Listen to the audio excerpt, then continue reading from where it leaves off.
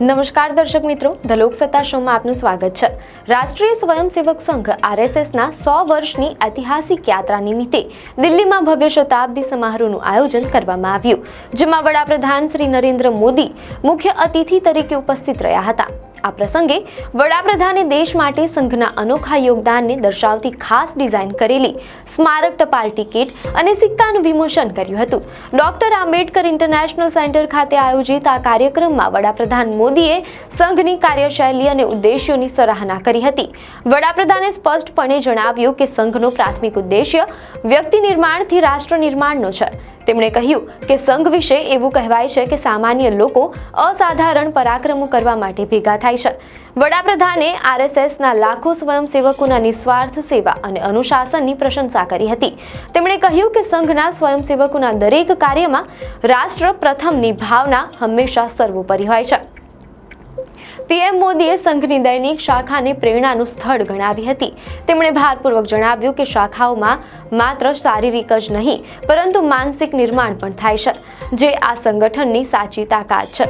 વડાપ્રધાને લાલ કિલ્લા પરથી આપેલા તેમના અગાઉના સંબોધનનો ઉલ્લેખ કરતા કહ્યું હતું કે રાષ્ટ્રીય સ્વયંસેવક સંઘ એક રીતે દુનિયાનું સૌથી મોટું સ્વૈચ્છિક સંગઠન છે, જે 100 વર્ષથી રાષ્ટ્રની અથાગ સેવા કરી રહ્યું છે। આ સમારોહમાં આરએસએસના વારસા, સાંસ્કૃતિક યોગદાન અને ભારતની એકતામાં તેની ભૂમિકા પર પ્રકાશ પાડવામાં આવ્યો હતો।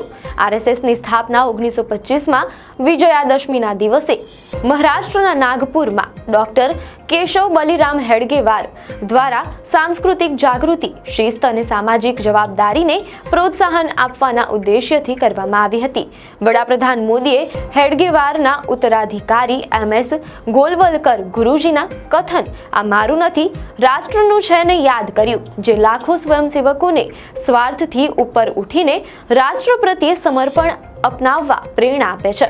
સંઘ તેના શતાબ્દી વર્ષ નિમિત્તે આગામી વિજયાદશમી સુધી દેશભરમાં 1 લાખથી વધુ હિન્દુ સંમેલનો સહિત અનેક કાર્યક્રમોનું આયોજન કરવાની તૈયારી કરી રહ્યું છે।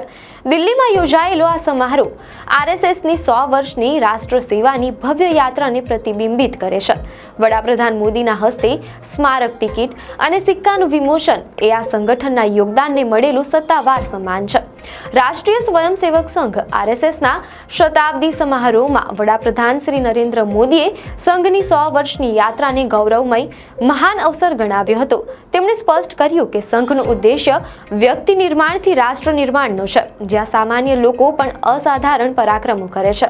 પીએમ મોદીએ સંઘની આ રાષ્ટ્ર સાધનાની યાત્રામાં થયેલા સંઘર્ષોનો ઉલ્લેખ કરતા કહ્યું કે આઝાદીની લડાઈમાં સંઘે ભાગ લીધો હતો અને 1942માં અંગ્રેજો સામે સ્વયંસેવકોએ અત્યાચાર સહ્યા હતા, છતાં આઝાદી પછી પણ સંઘને કચડવાના પ્રયાસો થયા।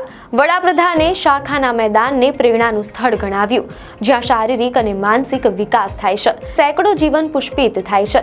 આ ઉપરાંત તેમણે બીજા દેશો પર આર્થિક નિર્ભરતાને એકતા તોડવાનું ષડયંત્ર ગણાવી અને ડેમોગ્રાફિક બદલાવના ષડયંત્ર સામે લડવાની વાત કરી। તેમણે જાહેર કરેલા સિક્કા પર પહેલીવાર ભારત માતાની તસવીર હોવાનું ગૌરવ સાથે જણાવ્યું હતું। રાષ્ટ્રીય સ્વયંસેવક સંઘ આરએસએસના શતાબ્દી સમારોહને સંબોધિત કરતા વડાપ્રધાન શ્રી નરેન્દ્ર મોદીએ સંઘની સ્થાપનાના ઐતિહાસિક મહત્વ પર ભાર મૂક્યો। પીએમ મોદીએ કહ્યું કે અન્યાય પર ન્યાયનો વિજય થાય છે, અંધકાર પર પ્રકાશનો વિજય થાય છે। આ ભારતીય સંસ્કૃતિના વિચાર અને વિશ્વાસની એક કાલજયી ઘોષણા છે।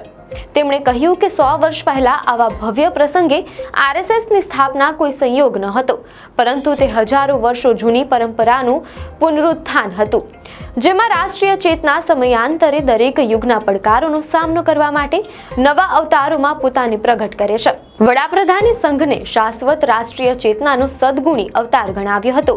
આ પ્રસંગે આરએસએસના સહસરકાર્યવાહ દત્તાત્રેય હોસાબલે સંઘની જમીની હકીકત રજૂ કરતા કહ્યું કે તમે દેશમાં જ્યાં પણ જાઓ છો ત્યાં તમને આરએસએસ સ્વયંસેવકો મળશે। સમાજ આરએસએસ કાર્યકરોના કાર્યને જોઈને આરએસએસને ઓળખે છે। આરએસએસ હવે દશેરાથી તેના શતાબ્દી વર્ષના કાર્યક્રમની શરૂઆત કરી રહ્યું છે, જેના હેઠળ 2 ઓક્ટોબર 2025 થી 20 ઓક્ટોબર 2026 સુધી દેશભરમાં 7 મુખ્ય કાર્યક્રમો યોજાશે। ઉલ્લેખનીય છે કે સ્વયં આરએસએસ પ્રચારક રહી ચૂકેલા વડાપ્રધાન મોદીએ ભાજપમાં જોડાતા પહેલા એક કુશળ સંગઠક તરીકે પોતાને સ્થાપિત કર્યા હતા અને ભાજપ આજે પણ આરએસએસમાંથી જ તેની વૈચારિક પ્રેરણા લે છે. આ સિવાય આરએસએસ વડા મોહન ભાગવત પણ શતાબ્દી વર્ષ નિમિત્તે યુનાઇટેડ સ્ટેટ્સ અને કેટલાક યુરોપિયન દેશોમાં આયોજિત કાર્યક્રમોમાં ભાગ લે તેવી શક્યતા છે. આપને માહિતી સારી લાગી હોય તો વિડીયોને લાઇક અને શેર કરજો, ચેનલને સબસ્ક્રાઇબ કરજો.